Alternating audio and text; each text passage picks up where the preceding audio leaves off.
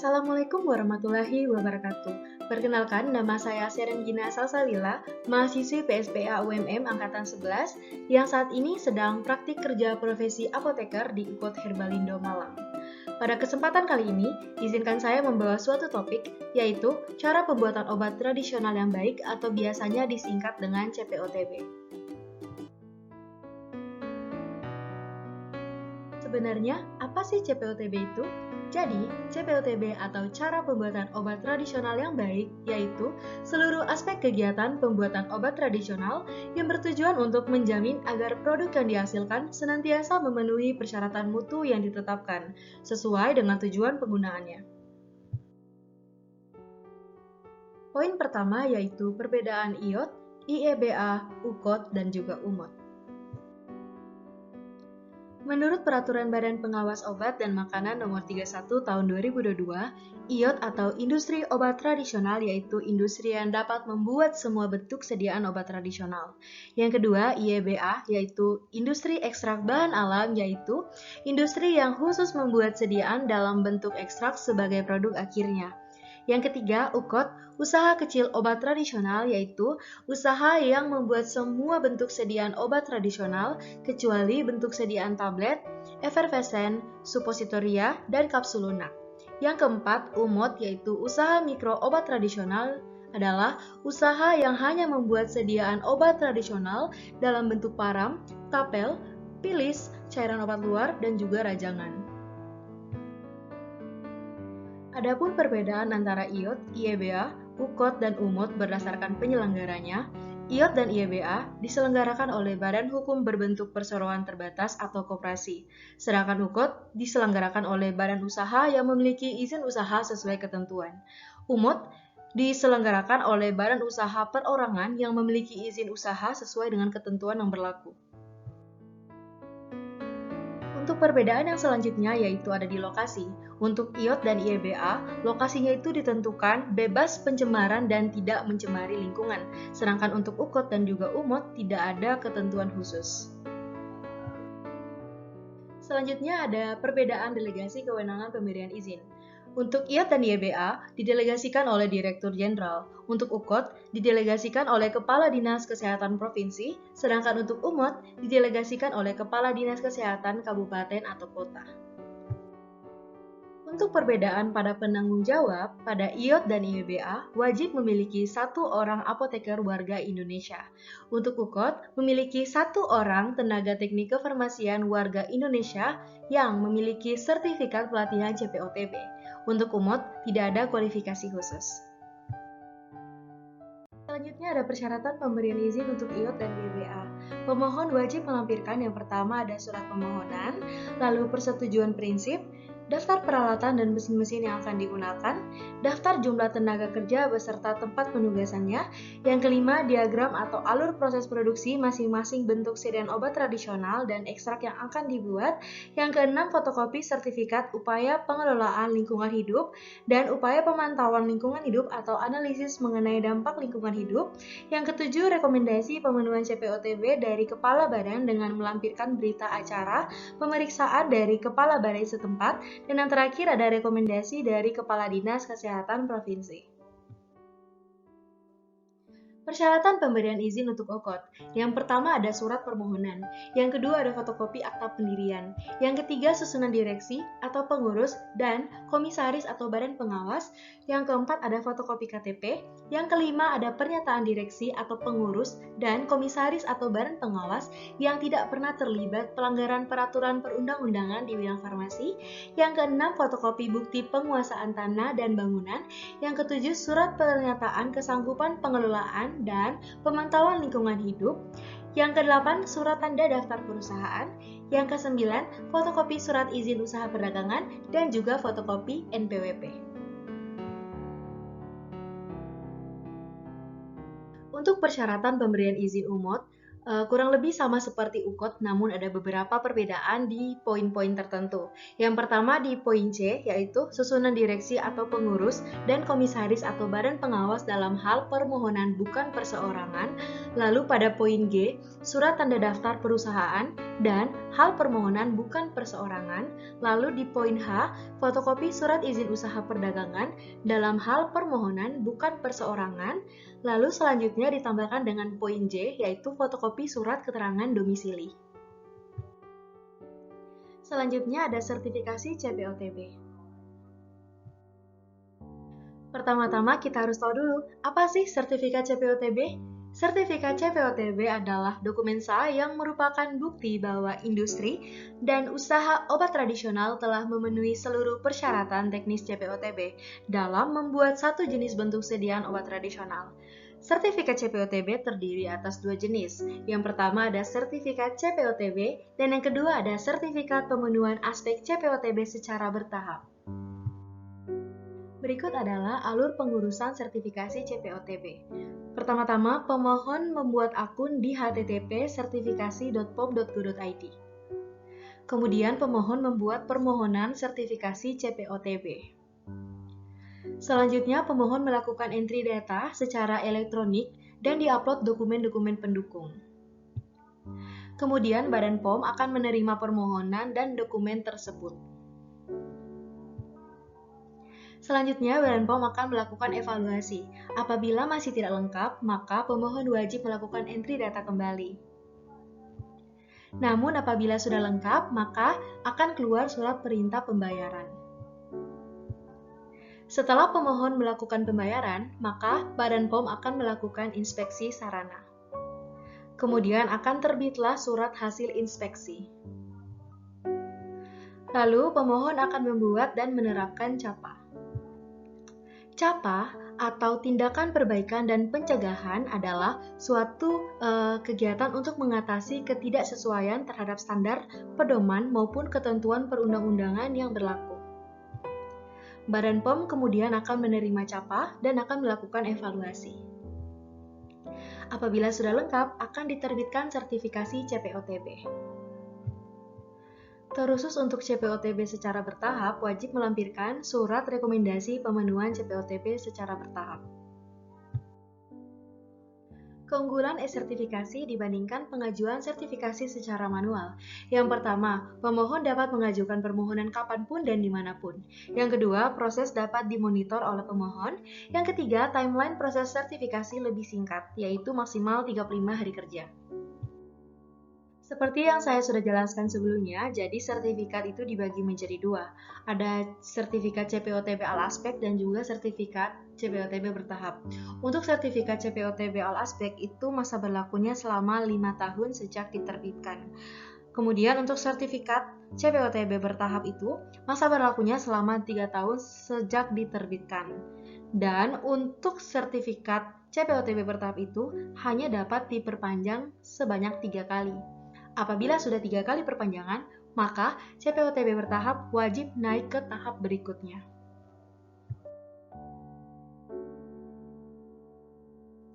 Cara perpanjangan sertifikasi CPOTB. Yang pertama, pemohon wajib melakukan permohonan perpanjangan sertifikat CPOTB kepada BPOM paling lambat 6 bulan sebelum masa berlaku sertifikat CPOTB berakhir. Kemudian, pemohon menyiapkan dokumen.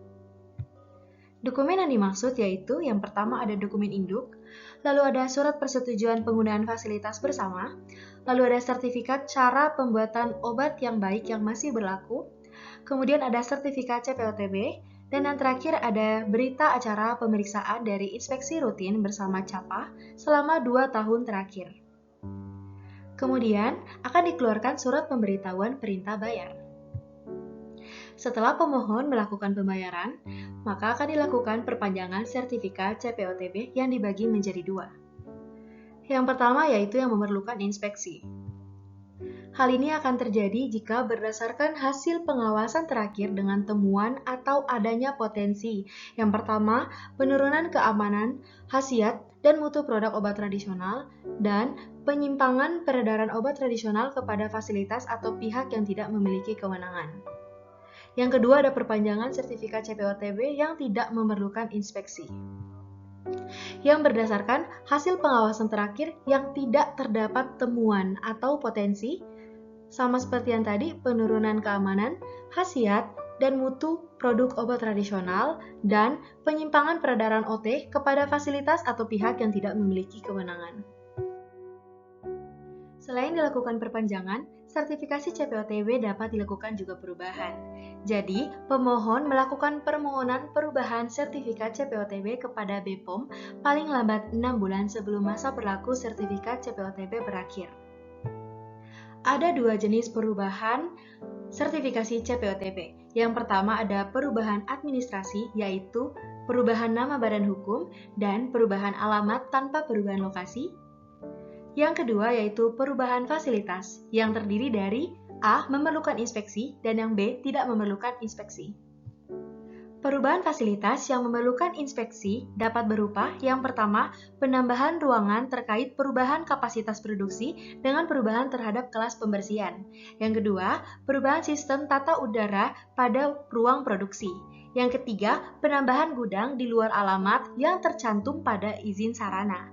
Yang keempat, perubahan peralatan yang berdampak langsung pada mutu produk. Dan yang terakhir, penambahan gedung di satu lokasi, IOT, IEBA, UKOT maupun UMOT. Sedangkan untuk perubahan fasilitas yang tidak memerlukan inspeksi, itu meliputi yang pertama, penambahan kapasitas produksi dengan perubahan fungsi ruangan tanpa perubahan kelas pembersihan dan atau dengan perubahan peralatan. Lalu yang kedua, penambahan pada sistem pengelolaan air yang tidak mempengaruhi mutu produk dan kualitas dari sistem. Syarat perubahan administratif. Yang pertama, pemohon mengajukan persyaratan. Ada dua persyaratan, yang pertama ada dokumen administratif, yang kedua ada dokumen teknis.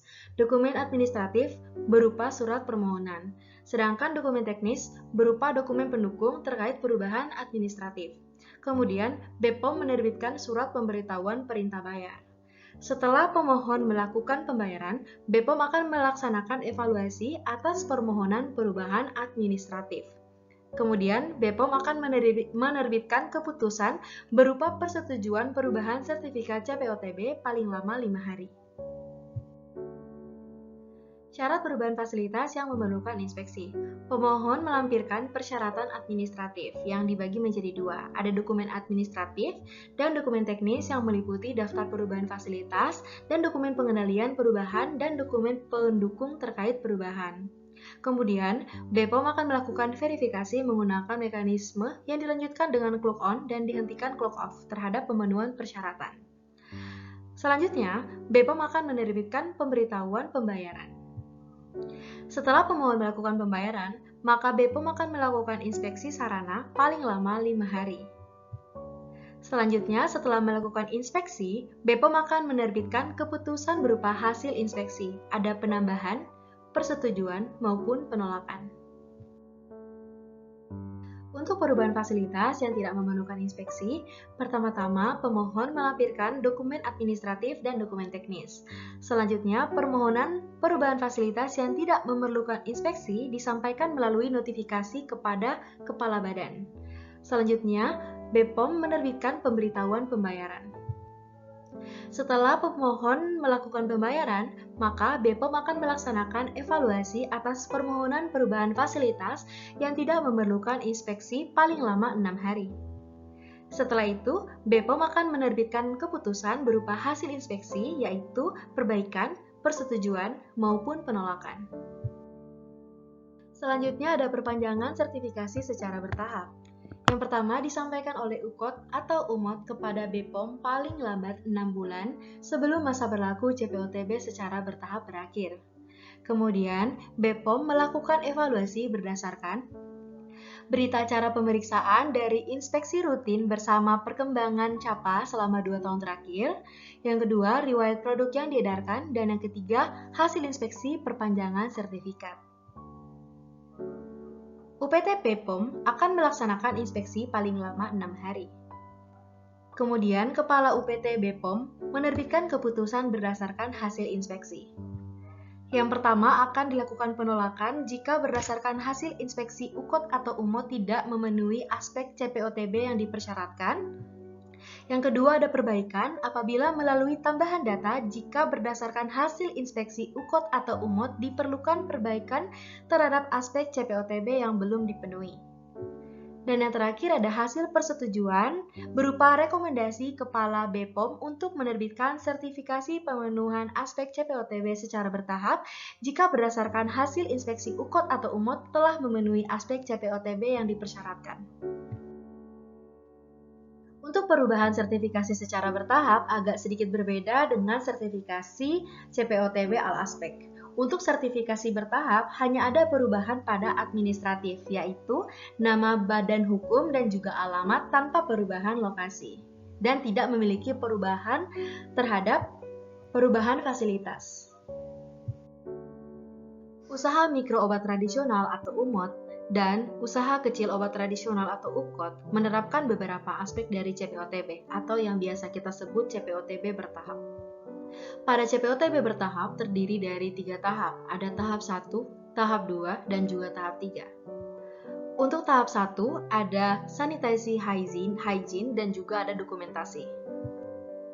Sanitasi itu merupakan kegiatan yang menjaga kebersihan lingkungan peralatan produksi, sedangkan hygiene itu merupakan kegiatan menjaga kesehatan personil agar tidak terkontaminasi produk yang dihasilkan. Sedangkan untuk dokumentasi, untuk memberikan gambaran secara detail dan jelas tentang area kerja dan apa yang harus dilakukan di area kerja tersebut. Lalu pada tahap 2, ada manajemen mutu, produksi, pengawasan mutu, dan juga ada cara penyimpanan dan pengiriman. Manajemen mutu diperlukan untuk penjaminan mutu obat tradisional yang akan dihasilkan. Kemudian untuk produksi, dilaksanakan untuk menghasilkan produk yang memenuhi persyaratan mutu. Pengawasan mutu itu adalah bagian penting dari CPOTB. Jadi, nanti setiap obat yang diproduksi harus memenuhi persyaratan kualitas untuk tujuan penggunaannya. Dan untuk cara penyimpanan dan pengiriman, memberikan pedoman bagi penyimpanan dan pengiriman produk jadi dari pabrik ke distributor atau jalur distribusi lain. Selanjutnya ada tahap 3, ada personalia, bangunan fasilitas dan peralatan, penanganan keluhan terhadap produk, penarikan kembali produk dan produk kembalian, inspeksi diri dan kontrak produksi, pengujian. Personalia yang dimaksud ini yaitu sumber daya manusia, yang melaksanakan sistem penjaminan mutu yang memuaskan dan pembuatan obat tradisional yang benar. Untuk bangunan, fasilitas, dan peralatan, harus memenuhi persyaratan yaitu mencegah resiko tercampurnya obat atau terjadinya kontaminasi silang. Kemudian untuk penanganan keluhan terhadap produk yang berkaitan dengan kemungkinan kerusakan obat harus ditinjau kembali seperti label yang rusak, tutup botol yang bocor, perubahan kekentalan atau viskositas, perubahan bentuk maupun perubahan warna produk dan dus yang rusak. Inspeksi diri. Tujuan inspeksi diri untuk menilai apakah seluruh aspek produksi dan pengawasan mutu industri obat tradisional telah memenuhi persyaratan CPOTB. Dan yang terakhir, di tahap 3 ini ada kontrak produksi dan pengujian. Penerapan CPOTB al-aspek diwajibkan untuk IoT dan IEBA. Yang pertama, sistem mutu industri obat tradisional. Sistem ini harus didesain secara komprehensif dan diterapkan secara benar, serta mencakup CPOTB dan manajemen risiko mutu. Yang kedua, personalia. Personalia mengandalkan sumber daya manusia. Oleh sebab itu, IoT atau IEBA harus bertanggung jawab untuk menyediakan personel yang terkualifikasi dalam jumlah yang memadai untuk melaksanakan semua tugas. Yang ketiga, bangunan dan fasilitas. Tata letak dan desain ruangan hendaklah dibuat sedemikian rupa untuk memperkecil terjadinya kekeliruan, kontaminasi, maupun kontaminasi silang. Yang keempat yaitu peralatan. Peralatan hendaklah memiliki desain dan konstruksi yang tepat, serta ukuran yang memadai. Yang kelima ada produksi. Kegiatan produksi harus dilaksanakan mengikuti prosedur yang telah ditetapkan. Mulai dari pemilihan bahan awal, validasi, pencegahan kontaminasi silang, sistem penomoran batch, penimbangan sampai penyerahan, bahan pengemas, kegiatan pengemasan, karantina dan penyerahan produk jadi. Yang keenam, ada cara penyimpanan dan pengiriman obat tradisional yang baik. Yang ketujuh yaitu pengawasan mutu. Pengawasan mutu mencakup pengambilan sampel, spesifikasi, pengujian serta organisasi, dokumentasi, dan prosedur pelulusan yang menjamin bahwa semua pengujian relevan telah dilakukan.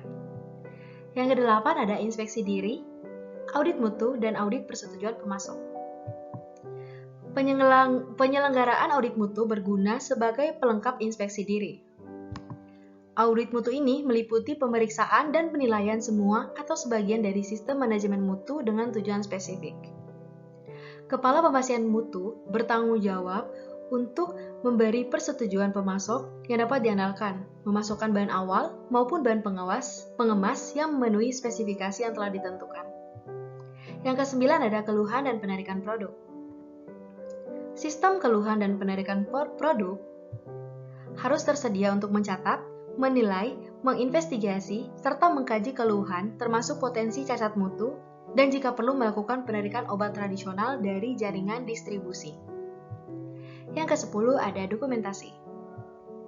Tujuan utama dari sistem dokumentasi yaitu digunakan untuk membangun, mengendalikan, memantau, serta mencatat semua kegiatan yang secara langsung maupun tidak langsung berdampak pada semua aspek mutu produk. Yang ke-11 ada kegiatan alidaya. Hendaklah dibuat kontrak tertulis antara pemberi kontrak dan penerima kontrak. Yang pertama, pemberi kontrak hendaklah memastikan bahwa penerima kontrak memahami sepenuhnya masalah yang berkaitan dengan produk atau pekerjaan yang dapat membahayakan bangunan, fasilitas, peralatan, personel, bahan maupun produk lain. Sedangkan penerima kontrak hendaklah dapat melaksanakan pekerjaan yang diberikan oleh pemberi kontrak dengan memuaskan. Yang ke-12 ada kualifikasi dan validasi. Kualifikasi dan validasi sekurang-kurangnya mencakup informasi berikut ini. Yang pertama, kebijakan kualifikasi dan validasi, lalu ada struktur organisasi termasuk peran dan tanggung jawab. Yang ketiga ada ringkasan fasilitas, peralatan, sistem, dan proses di tempat, serta status kualifikasi dan validasi. Yang keempat ada pengendalian perubahan dan penanganan penyimpangan pada kualifikasi dan validasi. Dan yang terakhir, acuan dokumen yang digunakan. Pada CPOTB Alaspek, terdapat 4 aneks tambahan. Yang pertama ada aneks 1, yaitu sistem komputerisasi. Sistem komputerisasi adalah seperangkat komponen, perangkat lunak, dan perangkat keras yang bersama-sama melakukan fungsi tertentu. Penggantian operasi manual oleh sistem komputerisasi tidak boleh mengakibatkan penurunan kualitas produk. Aneks 2, yaitu cara pembuatan bahan aktif obat tradisional yang baik. Aneks ini digunakan untuk memastikan bahwa bahan aktif obat tradisional telah memenuhi persyaratan mutu dan kemurnian yang diklaim, atau sifat yang dimilikinya. Aneks 3 ada sampel pembanding dan sampel pertinggal. Aneks ini memberikan pedoman cara pengambilan dan penanganan sampel pembanding untuk bahan awal, bahan pengemas, ataupun produk jadi. Dan aneks keempat ada manajemen risiko mutu atau disingkat MRM. Aneks ini mencakup prinsip yang digunakan dan beberapa pilihan proses, metode, dan perangkat yang dapat digunakan pada saat menerapkan pendekatan MRM secara formal. Ini adalah dokumentasi kegiatan kami selama di Herbalindo. Lalu kita lanjut, di sini ada sedikit informasi mengenai saya. Perkenalkan, teman-teman semua, nama saya Seren Gina Salsabila, biasanya dipanggil teman-teman Seren. Saya lahir di Lubuk, tepatnya di Sulawesi Tengah, tanggal 28 Maret tahun 2000. Saya merupakan lulusan farmasi S1 di Universitas Muhammadiyah Malang, dan pada saat ini sedang menempuh kuliah profesi apoteker di Universitas Muhammadiyah Malang. Berikut ini untuk email saya dan juga Instagram saya. Jangan lupa di-follow ya teman-teman. Dan berikut untuk daftar pustaka yang saya gunakan. Cukup sekian dari saya, lebih dan kurangnya mohon maaf. Terima kasih.